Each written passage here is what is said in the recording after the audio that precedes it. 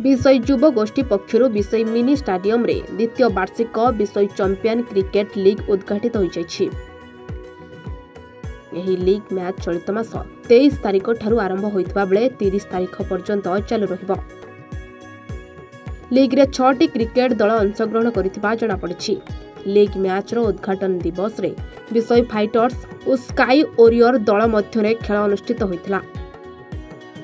Jayaprakash Raut Malay Kumar Behera खेल परिचालन करथिले। उद्घाटनी उत्सव में मुख्य अतिथि भाव ब्लॉक अध्यक्षा तुलसी सिक्री हांसदा, सम्मानित अतिथि भाव पूर्वतन सांसद इंजीनियर रामचंद्र हांसदा, जिला परिषद बिंदुस्मिता देव प्रमुख जोगदे खेलाड़ी को उत्साहित करथिले।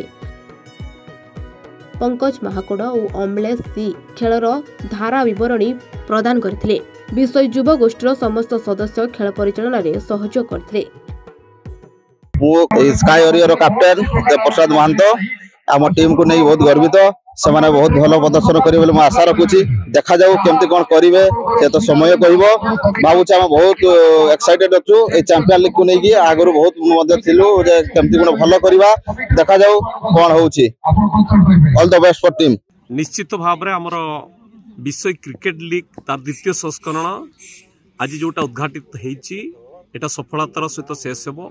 और विशेष भाव में यही अंचल युव पीढ़ी को खेल प्रति आकृष्ट करने एवं खेलवाड़ मनोभाव सृष्टि करने सहायक।